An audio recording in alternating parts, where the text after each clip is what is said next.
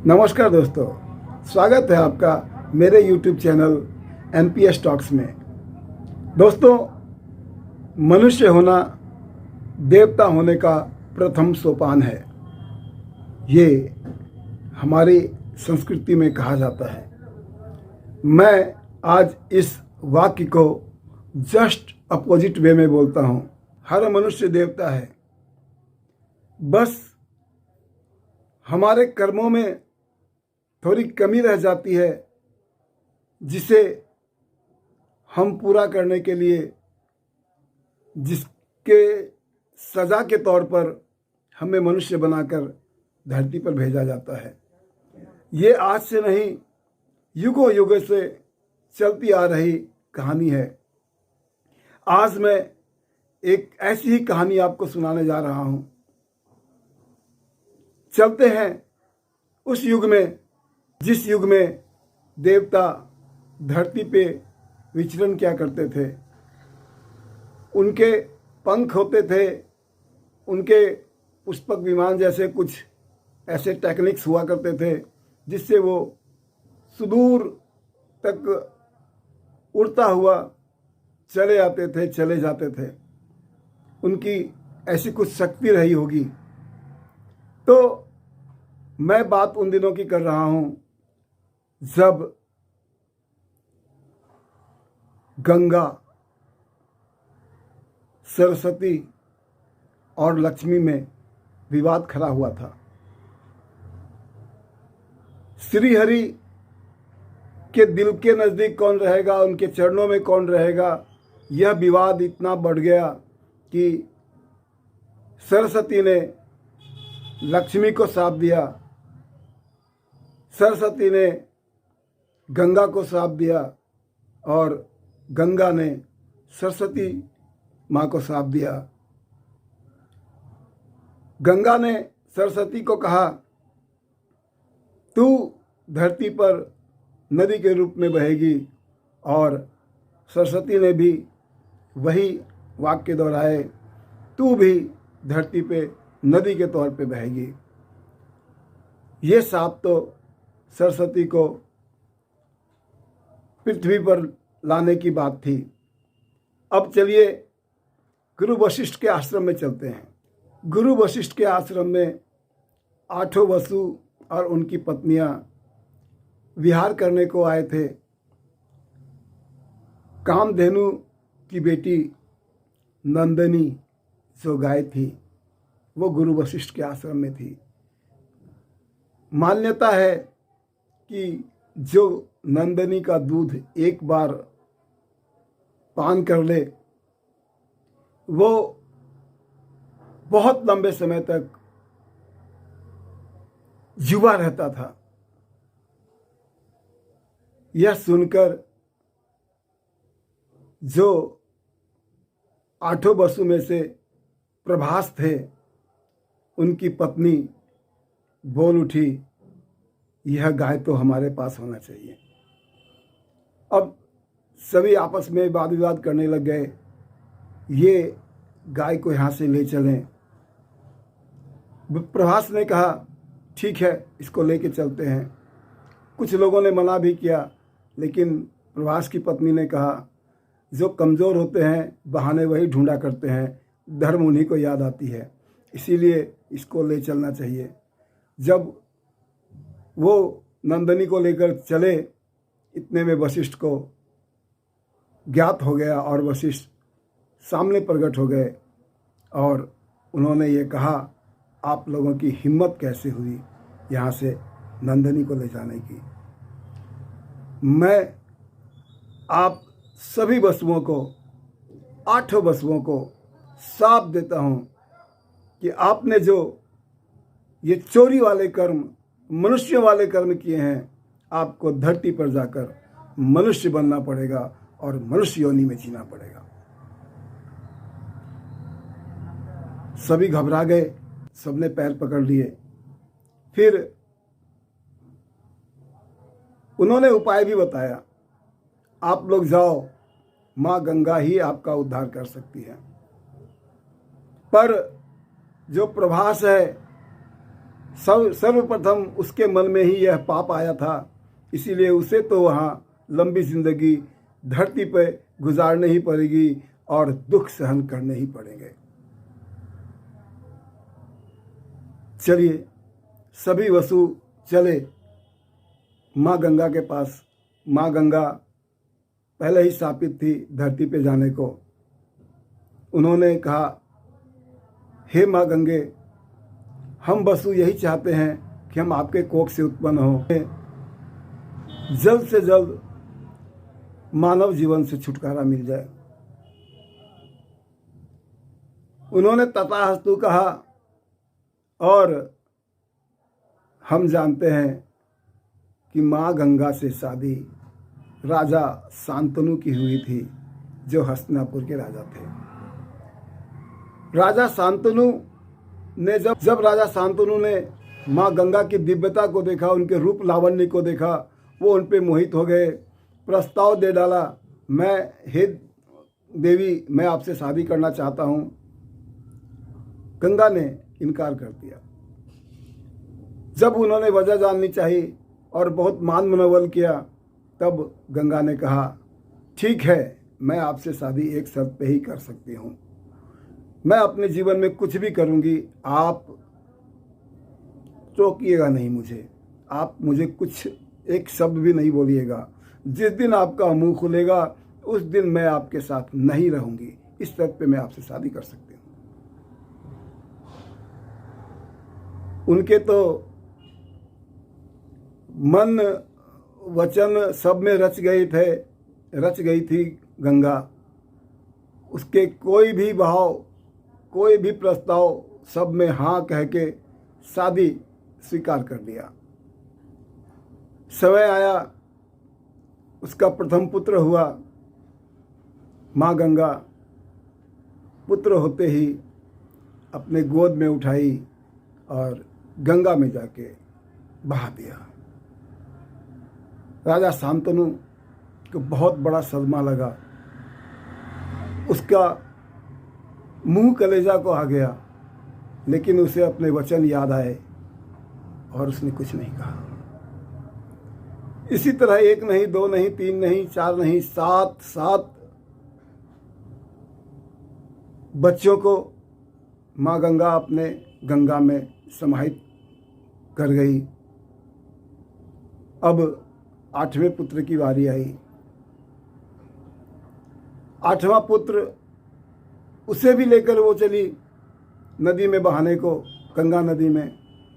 शांतनु पीछे पीछे, जैसे ही उसे डुबोने वाली थी, शांतनु ने बच्चे को छीन लिया। अब ये बर्दाश्त के बाहर है।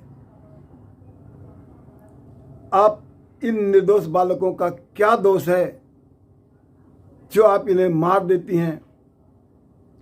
आप इतने निर्मम हैं, आपको जरा सा भी ममता नहीं आता। कैसी माँ हैं आप, उबल पड़ा हो। माँ गंगा ने कहा, बस राजन, आपने मुंह खोला और मैं चली। हाँ, जाने से पहले मैं इतना आपको ज़रूर बता देना चाहती हूँ कि ये जो 8 पुत्र हैं, ये अष्टवसु हैं। चलिए, ये जो 8वां है, यही प्रभास है, जिसने नंदिनी को चुराने का ख्याल किया था, और इसे तो साथ मिला हुआ है कि ये बहुत लंबी ज़िंदगी इस धरती पे जिएगा और दुख भोग कर ही जा सकेगा। इसीलिए ये बालक मैं साथ लिए जाती हूँ। ये जब योग्य समझूंगी, इसे मैं राजा के योग्य बनाकर आपको लौटाऊंगी। वाकई में वो उसे लेके चली गई। राजा बेहाल, बेचैन, क्या करे ना करे। शासन में दिल नहीं लगता, घर में दिल नहीं लगता, सोने के महल में दिल नहीं लगता। जंगल में जाता, चुपचाप एकटक एकांत में बैठा रहता, निहारता रहता गंगा तट को कि कब वो आएगी, और कब उसका अपना पुत्र आएगा। एक दिन 16 साल का सजीला नौजवान, अदभ्य साहसी, पूर्ण तेज शरीर पे, मुख पे कांति, मां गंगा उसे लेकर आई। राजा शांतनु ने मां गंगा को जब अपनी पत्नी को देखा बहुत खुश हो गए। गंगा ने कहा, ये है पुत्र, इसने परशुराम से युद्ध विद्या की शिक्षा ली है। स्वयं बृहस्पति जी, भगवान बृहस्पति इसे मंत्र दान दिए हैं। ये बहुत ही साहसी और निपुण इंसान, राजा और बहुत ही सामर्थ्यवान व्यक्ति होगा। ये आप इसे ले जाइए। राजा शांतनु की खुशी का ठिकाना नहीं था। वो गए और जो देवव्रत था उसे युवराज घोषित कर दिया। अब वो फिर से खुश हो गए और पहले की तरह बिल्कुल खुशी खुशी जंगल भी जाने लगे और आखेट भी करने लगे। समय की चाल फिर चली। एक दिन उसने मत्स्यगंधा मतलब सत्यवती को देख लिया। सत्यवती भी इतनी खूबसूरत, इतनी मनमोहक थी कि वो उसके पिता के पास जा पहुंचा। पिता जो केवटराज हरिराम था, उनसे विनती किया, आपकी पुत्री हमें पसंद है, आप हमारा विवाह उनसे करवा दीजिए।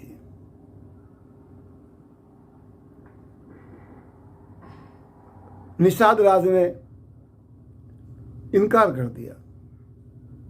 उन्होंने कहा, हे राजन, आपसे शादी करने का मेरी पुत्री को क्या लाभ होगा, क्योंकि आपके पहले एक पुत्र हैं, राजा वही बनेंगे, उनका पुत्र फिर राजा बनेगा। मेरी जो पुत्री है उसका एक राजा से शादी करने का क्या लाभ रहेगा। हाँ, आप यदि ऐसा वचन दे हमें कि सत्यवती से जो पुत्र प्राप्त होगा उसे आप राजा बनाएंगे, तो मैं विचार कर सकता हूं, तो मैं आपके साथ अपनी पुत्री के शादी की आज्ञा दे सकता हूं।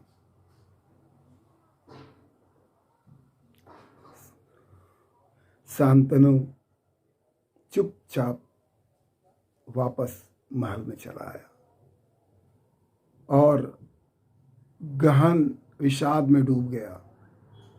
उसे सत्यवती का सिर्फ चेहरा याद आता।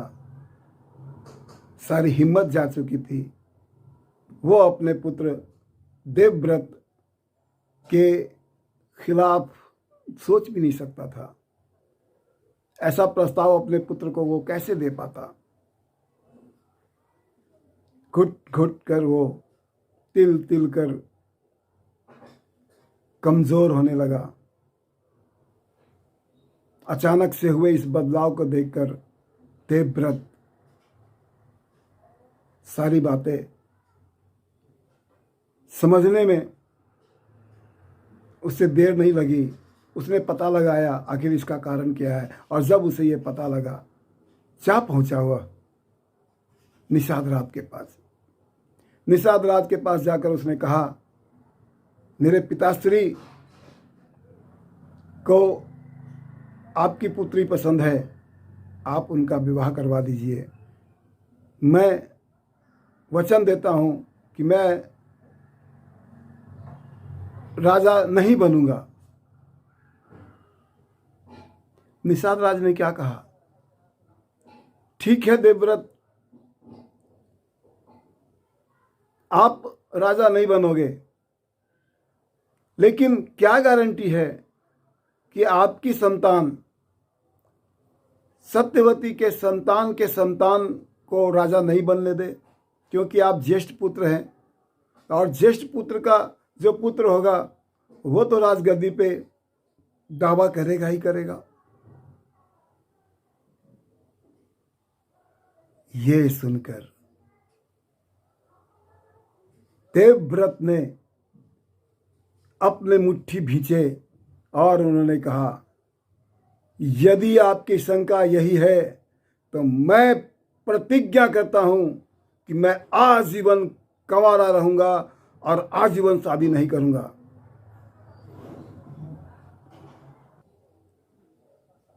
यह शब्द गूंज उठा पूरा ब्रह्मांड में और देव फूलों की वर्षा करने लग गए।